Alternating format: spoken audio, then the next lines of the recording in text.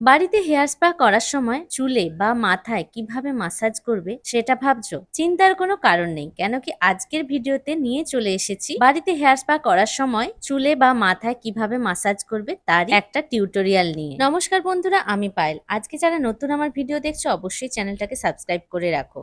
আর যারা এখনো পর্যন্ত সাইডে দেওয়া বেল আইকনটা টেপনি অবশ্যই টিপে রাখো, কেন কি নতুন কোনো ভিডিও পোস্ট করার সাথে সাথে তোমাদের কাছে নোটিফিকেশন চলে যাবে। তোমরা ভালো মতোই জানো, মাথায় যদি আমরা মাসাজ করি তাহলে আমাদের ব্লাড সার্কুলেশন বাড়ে, আর ব্লাড সার্কুলেশন বাড়লে আমাদের মাথার বা চুলের যে কোনো সমস্যার সমাধান হয়ে যায়। তাই সবাইকে রিকোয়েস্ট করব, পুরো ভিডিওটা তোমরা দেখো আর মাসাজের স্ট্রোক গুলো শিখে নাও। যাদের বিশেষ করে ভীষণ লম্বা চুল তাদের খুব অসুবিধা হয় চুলে মাসাজ করতে, তাই আজকে মাসাজের যে পদ্ধতিটা শিখিয়ে দেব আমার মনে হয় খুবই সহজ হবে তোমাদের কাছে। তাই প্রথমেই আমাদের চুলটাকে মোট 4 ভাগে ভাগ করতে হবে। সামনে নাক বরাবর একদম পিছন অব্দি একটা শীতে, আর কানের এপাশ থেকে ওপাশ কান অব্দি আরেকটা শীতি। তারপরে 3 ভাগকে এরকম ক্লিপ দিয়ে আটকে নিয়ে আরেকটি ভাগে আমরা ক্রিম এভাবে প্রথমে গোটা চুলে লাগিয়ে নেব।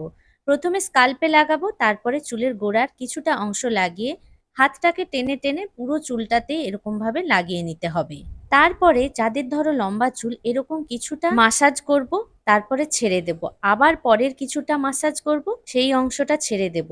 এইভাবে একদম নিচ অবধি আমরা মাসাজ করতে থাকবো। তারপরে আবার কিছুটা অংশ চুলের নিয়ে নেব, আর যখন চুলের অংশটা নেব একদম পাতলা সেকশনে নেব। কেন কি পাতলা সেকশন নিয়ে তোমরা যদি কাজ করো তাহলে যে ক্রিমটা আমরা মাসাজ করতে করতে চুলের ভেতরে ঢোকাচ্ছি সেটা খুব ভালোভাবে ঢুকে যাবে প্রত্যেকটা অংশে। এবার বলি কিভাবে তোমরা মাসাজটা করবে। প্রথমে বাঁ হাত দিয়ে আমরা চুলটাকে ধরে নেব, তারপরে ডান হাত দিয়ে হালকা হালকা করে এভাবে মাসাজ করতে থাকবো।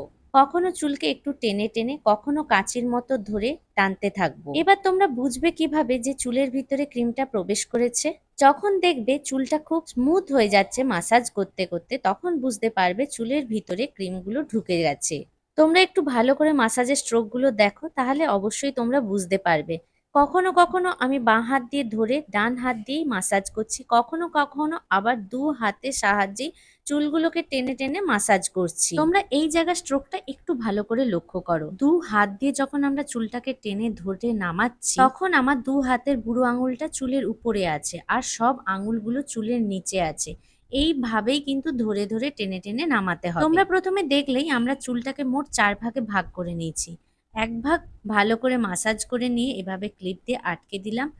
এরপরে আরেক ভাগের অংশ এরকম ভাবে পাতলা করে সেকশন নিয়ে আবারও মাসাজ করতে শুরু করলাম। এখানে তোমাদের একটা কথা বলি, কারোর কারোর চুলের গোড়া ভীষণ নরম হয়, তাই জোরে টানা যায় না। কেন কি জোরে যদি তুমি টানো তাহলে চুলের গোড়া থেকে চুলটা উঠে আসবে। যদি তোমাদের চুলের গোড়া খুব নরম হয় তাহলে খুব জোরে জোরে মাসাজ করবে না, মানে খুব হালকা হালকা ভাবে টেনে মাসাজটা করো। কেন কি হাতে যদি তোমাদের চুল উঠে আসে তোমরা এখানেই ভয় পেয়ে যাবে, তাহলে আর মাসাজ করার কথা ভুলেও ভাববে না। এই ব্যাপারে আমি নিজেই ভুক্তভোগী। আগে কিন্তু একটু মাসাজ করলেই আমার হাতে চুল চলে আসতো, তাই ভয় কিছু করতামই না। কিন্তু এখন তোমরা দেখতেই পাও অনেক রকম হেয়ার ট্রিটমেন্ট আমি বাড়িতে শুরু করেছি, তো সেই সব ট্রিটমেন্ট গুলো করে আমার কিন্তু চুলের গোড়া অনেক শক্ত হয়েছে। এখন মাসাজ করলে অতটাও চুল উঠে আসে না।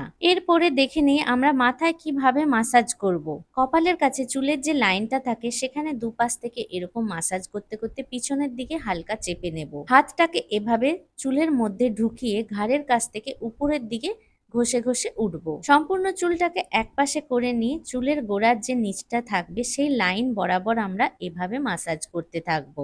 আবার চুলের গোড়ায় আঙুল ঢুকিয়ে ঢুকিয়েও হালকা তোমরা টেনে টেনে মাসাজ করতে পারো। দু হাতের সব আঙুল দিয়ে একটু খিমচি কাটার মতো পুরো স্কাল্পে আমরা করে নেব মাসাজটা। এখানে তোমাদের আরেকটা কথা বলে দিই, খুব এলোপাথারি ভাবে মাসাজ করবে না, তাতে কিন্তু চুল ছিঁড়ে যাওয়ার সম্ভাবনা থাকবে। তাই যতটা পারো সাবধানে মাসাজটা করে নিও। খুব ভালো করে মাথায় মাসাজ হয়ে যাওয়ার পর আমরা খোঁপা বেঁধে রাখবো চুলটাকে। আর যাদের ছোট চুল আছে খোঁপা হবে না তারা এমনিই রেখে দিও, তারপরে যে কোনো পলিথিন বা শাওয়ার ক্যাপ এভাবে মাথায় বেঁধে রেখে দিও। বন্ধুরা, তোমাদের যদি ভিডিওটা একটুও ভালো লাগে অবশ্যই একটা লাইক, কমেন্ট আর শেয়ার করো। আর হ্যাঁ, নেক্সট ভিডিও তোমরা কি দেখতে চাইছো সেটা অবশ্যই কমেন্ট সেকশনে জানিও।